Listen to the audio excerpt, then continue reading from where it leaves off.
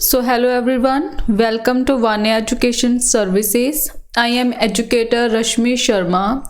So in last video we have started a topic noun कि last video में हमने noun के बारे में पढ़ा था.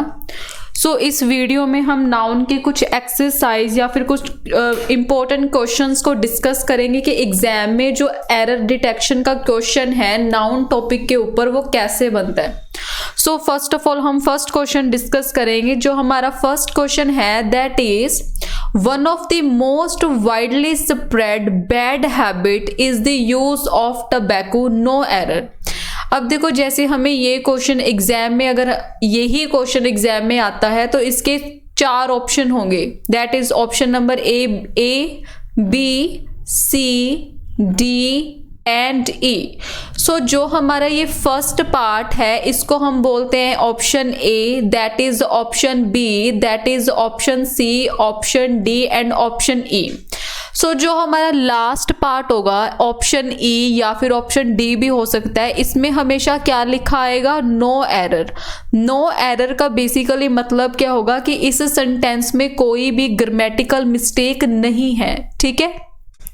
सो आज जो भी हमारे डिटेक्शन है वो किसके ऊपर बेस्ड होंगे? वो नाउन के ऊपर बेस्ड होंगे. अगर आपने वीडियोस नहीं देखी सो डिस्क्रिप्शन में उन दोनों वीडियोस का लिंक दिया हुआ है. हमने नाउन के 2 पार्ट कवर किए थे, पार्ट 1 और पार्ट 2. उसको देखने के बाद आप ये वीडियो देख सकते हो. ठीक है. So one of the most widely spread bad habit is the use of tobacco. So हमें बताना है कि कौन से पार्ट में एरर है और क्या एरर है. बेसिकली एग्जाम में आपको सिर्फ पार्ट को टिक करके आना होता है कि कौन से पार्ट में एरर है, वहां पे करेक्शन करने की जरूरत नहीं होती. सो देखो हमने नाउन की जब वीडियोस पढ़ी थी हमने वहां पे एक रूल पढ़ा था कि जब भी हमारे पास स्ट्रक्चर आती है वन ऑफ दी या फिर हमारे पास स्ट्रक्चर आती है एनी ऑफ दी या फिर ईच ऑफ दी. ठीक है. कि अगर हमारे पास one of the, any of the, each of the ऐसी कोई भी ग्रामेटिकल स्ट्रक्चर आएगी तो उसके बाद जो हमारा नाउन होगा it always be a plural. जो नाउन होगा वो हमेशा क्या होना चाहिए? प्लूरल नाउन होना चाहिए. सो यहाँ पे जैसे लिखा है one of the most widely spread bad habit. So यहाँ पे हैबिट की जगह क्या आना चाहिए था? हैबिट्स आना चाहिए था क्योंकि हैबिट क्या है? हमारा नाउन है. ठीक है. सो कौन से पार्ट में एरर हो गई? That is a part number C. So C part में एरर है कि अगर किसी भी सेंटेंस की starting one of the, any of the या फिर ईच ऑफ दी से होती है तो उसके बाद जो हमारा नाउन होगा it should be a plural noun. So coming to a next question that is recently I visited Kashmir had found the sceneries to be marvellous. Recently I visited Kashmir I had found the scenery to be marvellous. So इसमें हमारे पास 4 part हैं ए B C और D. अब देखो recently I visited Kashmir इसमें कोई mistake नहीं है. Had found the sceneries. अब हमने रूल नंबर 1 जो पढ़ा था नाउन के अंदर कि हमारे पास कुछ ऐसी पर्टिकुलर टर्म्स है जिसका हम प्लूरल नहीं बना सकते तो उसमें से सीनरीज भी एक 1 टर्म थी. ठीक है. सीनरी का कभी भी हम प्लूरल नहीं बनाएंगे चाहे हम एक सीनरी की बात कर रहे हैं या हम 2 सीनरी की बात करेंगे. It always be a scenery not a scenery. So sceneries क्या हो जाएगा? This is a wrong structure. So हमारा सीनरीज की जगह पे क्या आना चाहिए? सीनरी. सो कौन से पार्ट में एरर है? That is a part number B. So यहाँ पे सीनरीज की जगह क्या आएगा? सीनरी आएगा क्योंकि सीनरी का हम कभी भी प्लूरल नहीं बना सकते. ठीक है. So next one is all the furnitures have been sent to the new house located in a village. यहाँ पे थोड़ी टाइपिंग मिस्टेक है, 2 आएगा यहाँ पर. सो यहाँ पे भी कितने ऑप्शन है? That is A B C and D. All the furnitures have been sent to the new house located in a village. अब ये भी हमने पढ़ा था कि जो फर्नीचर होता है फर्नीचर, ठीक है, फर्नीचर का भी हम क्या नहीं बना सकते? प्लूरल नहीं बना सकते क्योंकि फर्नीचर में बहुत सारी चीजें आ जाती है जैसे टेबल हो गया, चेयर हो गया, ये अपने आप में ही क्या है? प्लूरल है. सो यहाँ पे फर्नीचर्स की जगह क्या आएगा? फर्नीचर आएगा. ठीक है. सो हमारे कौन से पार्ट में एरर है? ए पार्ट के अंदर एरर है. सो इसको आपने करेक्ट कर लेना है। Coming to a next one, the crowd of angry student ordered the closing of shops, no error. इसमें भी हमारे पास कितने पार्ट हैं? 4 पार्ट हैं, that is A, B, C और D. The crowd of angry student ordered the closing of shop. अब देखो कौन से पार्ट में बेसिकली एरर है, यहाँ पे पार्ट नंबर ए में एरर है, ठीक है। ए पार्ट में एरर है और एरर क्या है? बेसिकली क्राउड का मतलब क्या होता है? क्राउड का मतलब होता है group of people, group of person. जैसे हम पीपल बोल देते हैं, भीड़ को हम क्या बोलेंगे? बेसिकली क्राउड बोलते हैं। बट जब कभी भी आपको एंग्री वर्ड दिखे, एंग्री के साथ बेसिकली हम क्या लगाते हैं? मॉब लगाएंगे। अगर बहुत सारे लोग गुस्सा है, एंग्री है, प्रोटेस्ट कर रहे हैं, तो उसके ग्रुप को हम क्या बोलते हैं? मॉब बोलते हैं। सो यहाँ पे ए पार्ट में एरर है कि क्राउड ऑफ एंग्री स्टूडेंट नहीं होगा, यहाँ पे होगा mob of angry student. The right answer will be mob of angry student. Next one is they left their luggages at the railway station. सो यहाँ पे भी हमारे पास कितने पार्ट है? 4 पार्ट हैं, ए, बी, सी और डी। सो हमने देखना है कि कौन से पार्ट में एरर है। जैसे हमारा फर्स्ट पार्ट क्या है? दे लेफ्ट, यहाँ पे तो कोई मिस्टेक नहीं है। देयर लगेजेस, अब देखो लगेज का भी हम क्या नहीं बना सकते? प्लूरल नहीं बना सकते, क्योंकि लगेज क्या है? हमारा नाउन है, ठीक है। लगेज का बेसिकली मतलब क्या होता है? सामान। तो सामान अपने आप में ही क्या है? प्लूरल है, तो इसका हम लगेजेस नहीं बना सकते, ठीक है। सो ये क्या होगा? गलत होगा। सो हमारे कौन से पार्ट में एरर है? It is in part number B. So यहाँ पे लगेजेस की जगह सिंपल क्या आएगा? दैट इज अ लगेज, ठीक है। So the next one is the bus could not ascend the steep hill because it was in the wrong gear, ठीक है। यहाँ पे क्या आएगा? because आएगा, ये एरर नहीं है, ठीक है। A, B, C, D. सो इसमें भी 4 पार्ट है हमारे पास। The bus could not ascend the steep hill because it was in the wrong gears. अब देखो गियर बेसिकली में अपने आप में 2 होते हैं, ठीक है। ये अपने आप में ही क्या है? प्लूरल है। और जो चीज़ अपने आप में ही प्लूरल होती है हम उसका प्लूरल तो नहीं बना सकते। तो यहाँ पे कौन से पार्ट में एरर है? सी पार्ट में। सो यहाँ पे गियर्स नहीं आएगा, there should be a gear. The next one is the Indian force drove away the Chinese. The Indian force drove away the Chinese. So यहाँ पे हमारे पास 4 पार्ट हैं, ए, बी, सी और डी। तो हम किसकी बात कर रहे हैं? बेसिकली हम बात कर रहे हैं इंडियन फोर्स की बात कर रहे हैं। अब इंडियन में तो आर्मी फोर्सेस भी है, नेवी भी है और एयर फोर्स भी है। तो हमें यहाँ पे नहीं पता कि हम पर्टिकुलर किस फोर्स की बात कर रहे हैं। तो यहाँ पे इंडियन फोर्स नहीं आएगा, it should B Indian forces. The Indian forces drove away the Chinese. तो कौन से पार्ट में एरर है? That is part number A. So next one is the polling was carried at a many place by attempts at nigging, no error. A, B और C and D. The polling was carried at many a place. ये थोड़ा exceptional rule है, यहाँ पे exceptional rule है ये, ठीक है। कि अगर किसी भी सेंटेंस में हमें मैनी ए स्ट्रक्चर मिलती है, अगर हमें किसी भी सेंटेंस में मैनी ए वाली स्ट्रक्चर मिलेगी, सो उसके बाद जो हमारा नाउन होगा वो कैसा होना चाहिए? It should be a plural noun. कि अगर किसी भी सेंटेंस में मैनी ए वाली स्ट्रक्चर हमें दिखती है तो उसके बाद जो हमारा नाउन होगा वो कैसा होना चाहिए? प्लूरल होना चाहिए। तो यहाँ पे मैनी ए के बाद प्लेस लिखा हुआ है, तो प्लेस की जगह पे क्या आएगा? That is a places. So कौन से पार्ट में एरर है? That is a part number B. Basically many का मतलब प्लूरल होता है कि बहुत सारा, बट अगर मैनी के साथ आर्टिकल ए आता है तो इसके बाद नाउन हमेशा प्लूरल होना चाहिए। So the next one is his mouth watered when he saw a bucket of grapes. So A part, B, C and D. So this is a question of a collective noun. हमने collective noun के बारे में पढ़ा था कि किसी भी collection का एक डेफिनेट नेम होता है। So his mouth watered when he saw a bucket of grapes. अब यहाँ पे बके नहीं आएगा, बुके ऑफ ग्रेप्स नहीं होगा, यहाँ पे क्या होगा, बंच ऑफ ग्रेप्स। ठीक है, ग्रेप्स के गुच्छे को हम बंच बोलते हैं। सो कौन से पार्ट में एरर है, that is a part number C, कि ग्रेप्स के ग्रुप को हम क्या बोलते हैं, बंच बोलते हैं। और बुके किसका होता है, दैट इज अ फ्लावर। ठीक है, बुके फ्लावर का होता है और ग्रेप्स का बंच। सो सी पार्ट में क्या है, एरर है। Next one is my brother in law who live in Bombay have come to stay with us, no error.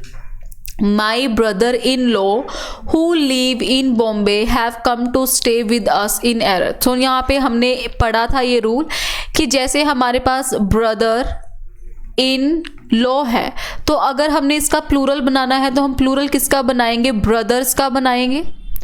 Brothers का हम प्लूरल बनाएंगे, in law will remain same. ठीक है, इन लॉ का प्लूरल नहीं बनाएंगे। सो यहाँ पे लिव लिखा हुआ है, बेसिकली लिव मतलब वर्ब की सिंपल फर्स्ट फॉर्म लगी हुई है, तो हमारा जो सब्जेक्ट है वो क्या होना चाहिए, it must be a plural होना चाहिए। सो यहाँ पे ब्रदर नहीं आएगा, it's must be a brothers. So my brothers in law who live in Bombay have come to stay with us. So हमारे कौन से पार्ट में बेसिकली एरर है, हमारे ए पार्ट में एरर है, क्योंकि वहां पे ब्रदर की जगह ब्रदर्स होना चाहिए। ठीक है, brothers is a plural. So next one is the customer handed over 100 rupees note to the shopkeeper। It is very important question। ये क्वेश्चन बहुत इंपॉर्टेंट है जब हम करेंसी की बात करते हैं। जैसे हमारे पास लिखा है 100 या फिर हमने लिखा 1000। ठीक है, ये क्वेश्चन एरर और आर्टिकल और नाउन दोनों में बनता है। एक तो 100 और 1000 के पहले हम कौन सा आर्टिकल हमेशा यूज करेंगे, हम आर्टिकल ए यूज करेंगे। ठीक है, अगर हम बोलते हैं 100 रुपी या हम बोले 1000 रुपी, सो यहाँ पे जो हमारी स्ट्रक्चर है ना rupee, it always exist in a singular form. So rupee का कभी भी प्लूरल नहीं बनेगा, चाहे हम 100 की बात करें, चाहे हम 200 की बात करें, चाहे हम 3000 की बात करें। जो रुपी है हमारा, ये हमेशा सिंगुलर रहना चाहिए। सो हमारे बी पार्ट में एरर है कि रुपीज की जगह पे क्या आएगा, इट इज अ रुपी। यहाँ पे क्या होना चाहिए, रुपी होना चाहिए। आई होप कि आपको समझ आ रहा है। अगर आपको ये वीडियो नहीं समझ आ रही तो पहले आपने नाउन के टॉपिक को कवर करना है, उसके बाद आप इस वीडियो को कवर करना। So next one is this kind of shirts are rather expensive for him to buy. So इसमें हमारे पास 5 पार्ट है, A B C, part D and E. This kind of shirt, अब देखो काइंड का तो बेसिकली काइंड का मतलब क्या होता है, दयालु। ठीक है, काइंड क्या है, एक एडजेक्टिव है। काइंड क्या है, एडजेक्टिव है। सो काइंड्स क्या होगा, टाइप्स। काइंड्स का बेसिकली मतलब क्या होता है, टाइप। तो काइंड्स हमारा नाउन होगा। सो यहाँ पे काइंड की जगह पे क्या आना चाहिए, काइंड्स आना चाहिए। सो कौन से पार्ट में एरर है, that is the part number A. So kind की जगह पे क्या होना चाहिए, काइंड्स होना चाहिए, क्योंकि काइंड्स क्या है, हमारा नाउन है और काइंड क्या है, हमारा एडजेक्टिव है। ठीक है, सो नेक्स्ट क्वेश्चन इज, हमारा नेक्स्ट क्वेश्चन है, you can get all the information you want in this book. तो ये क्वेश्चन भी हमारा कौन सा है कि हमारे पास कुछ ऐसे पर्टिकुलर टर्म्स है जिसका हम क्या नहीं बना सकते, प्लूरल नहीं बना सकते। अब इंफॉर्मेशन का बेसिकली मतलब क्या होता है, इंफॉर्मेशन का मतलब होता है जानकारी। सो जानकारी अपने आप में इटसेल्फ ही क्या है, प्लूरल है, तो हम इसके साथ क्या नहीं लगाएंगे, एस नहीं लगाएंगे। इंफॉर्मेशन का कभी भी इंफॉर्मेशंस नहीं बनेगा, it will be wrong. So हमारे कौन से पार्ट में एरर है, that is part number B. So information की जगह पे सिंपल क्या आना चाहिए, it should be a information. Okay, so ये कुछ पर्टिकुलर वर्ड थे जैसे information, luggage, furniture, machinery, advice, mischief. So ये आपने वीडियो में देख लेने हैं। उसके बाद हमारा नेक्स्ट क्वेश्चन है, this article is not available in any of the shop in the market. So अभी हमने ये रूल डिस्कस किया था, ए बी सी डी, इसके 5 पार्ट हैं कि अगर one of the any of the, each of दी, अगर कुछ ऐसी स्ट्रक्चर हमारे सेंटेंस में आती है, one of the, any of the या फिर ईच ऑफ दी, कि अगर हमारे किसी भी सेंटेंस में ये स्ट्रक्चर आती है तो इसके बाद जो हमारा नाउन होना चाहिए वो कैसा होना चाहिए, it should be a plural noun. ठीक है, सो यहाँ पे कौन सी स्ट्रक्चर आई है, एनी ऑफ दी। तो शॉप हमारा क्या है, सिंगुलर है, तो हमने शॉप का क्या लिखना है, यहाँ पे शॉप्स लिखना है। सो कौन से पार्ट में एरर है, that is part number C. So any of the shops, कि any of the, one of the, each of the, इसके बाद जो हमारा नाउन होना चाहिए वो हमेशा प्लूरल नाउन होना चाहिए। So the next one is the blinds deserve our sympathy. The blinds deserve our sympathy. देखो जैसे हमने पढ़ा था कि सैंड अगर मिट्टी है तो सैंड्स क्या होता है, फील्ड। ठीक है, वैसे ही ओशन मतलब वाटर्स और सिंपल वाटर का मतलब क्या होता है, पानी, जो कि मटेरियल को रिप्रेजेंट करता है। सो अगर हम ब्लाइंड की बात करें, ब्लाइंड तो हम सबके लिए यूज कर सकते हैं, blinds nothing like that, blinds ऐसा कुछ नहीं है। ठीक है, सो यहाँ पे कौन से पार्ट में एरर है, that is a part number A. So blinds नहीं होगा, यहाँ पे सिंपल क्या होगा, blind. The blind deserve our sympathy. So the next one is they have placed order for book. They have placed order for books. So यहाँ पे हमारा part A, B, C और डी है। दे हैव, दे के साथ have he लगेगा क्योंकि दे क्या है, हमारा प्लूरल सब्जेक्ट है। प्लेस्ड ऑर्डर, ये भी इसमें भी कोई मिस्टेक नहीं है, फॉर बुक। सो इस पार्ट का आंसर क्या होना चाहिए, डी, कि इसमें कोई एरर नहीं है, it is a right sentence. So the next one is students should not take part in party politics and political demonstration as they interfere in serious study. No error. So A, B, C और D, so इसके 4 part हैं। Student should not take part, इसमें तो कोई गलती नहीं है, it is a right one. In any party politics and political demonstration, यहाँ पे पॉलिटिक्स नहीं आएगा। As they interfere in serious study, तो यहाँ पे स्टडी का क्या हमने सिंगुलर बनाना है। ठीक है, तो यहाँ पे क्या आएगा, स्टडीज आएगा। सो हमारे सी पार्ट में एरर है। So the next one is the flock of lions roamed about fearlessly in the jungle. So इसमें भी हमारे पास 4 पार्ट हैं, A, B, C और D. The flock of lions, basically ये कौन सा क्वेश्चन है, that is a question of a collective noun. Collective noun का ये क्वेश्चन है कि जो हमारे पास लायंस होते हैं, लायंस के ग्रुप को बेसिकली हम क्या बोलते हैं, हर्ड बोलते हैं। सो हर्ड ऑफ लायन होता है, फ्लॉक किसका होता है, फ्लॉक ऑफ शिप होगा। ठीक है, जो शिप होता है उसका फ्लॉक होगा, शिप के ग्रुप को हम फ्लॉक बोलते हैं, बट लायंस के ग्रुप को हम क्या बोलते हैं, हर्ड बोलते हैं। सो हमारे ए पार्ट में क्या है, एरर है। ठीक है, ए पार्ट में एरर है, यहाँ पे फ्लॉक नहीं होगा, राइट आंसर क्या बनेगा, हर्ड बनेगा। ठीक है, और दूसरी चीज आपने ये भी ध्यान रखनी है कि आपने यहाँ पे शिप नहीं लिखना, क्योंकि लायन हमारा बेसिकली क्या है, नाउन है। सो हम फ्लॉक को चेंज करेंगे, लायन को चेंज नहीं करेंगे। सो हमारे ए पार्ट में क्या है, एरर है। So the next one is I have done my best, the whole things is now in the laps of gods. So इसमें भी कितने पार्ट हैं, 4 पार्ट हैं, A, B, C और D. I have done my best, इसमें कोई mistake नहीं है क्योंकि ये कौन सा टेंस है, that is a present perfect tense. The whole things is now in the laps of gods. So laps नहीं होता, lap ही होता है हमेशा। lap हमेशा सिंगुलर में एग्जिस्ट करेगा, कभी भी laps नहीं होगा। So कौन से पार्ट में एरर है, that is part number C. So the next one is Satyajit Ray, who conceived, co-authored and directed a number of good films, was one of India's most talented filmmaker. ये question काफ़ी बार repeat हो चुका है कि जब भी हम one of, each of, any of की बात करेंगे तो उसके बाद हमारा नाउन कैसा होना चाहिए, प्लूरल। सो इस पूरे सेंटेंस में हमें ये तो पता चल गया कि एरर किस पार्ट में है, सी पार्ट में एरर है। तो हम अब हमने ये देखना है कि इस सेंटेंस में नाउन कौन सा है। सो नाउन क्या है, मेकर है। सो मेकर नहीं होगा, मेकर की जगह पे क्या होना चाहिए, मेकर्स होना चाहिए, क्योंकि वन ऑफ द के बाद हमारा noun always exist in a plural form. ठीक है, So next one is a trained gang of sailor was employed on the ship. No error. अब ये बेसिकली क्वेश्चन ये भी किसका है, कलेक्टिव नाउन का क्वेश्चन है कि जो सेलर्स होते हैं, सेलर के ग्रुप को हम गैंग नहीं बोलते, हम क्या बोलते हैं, क्रू मेंबर।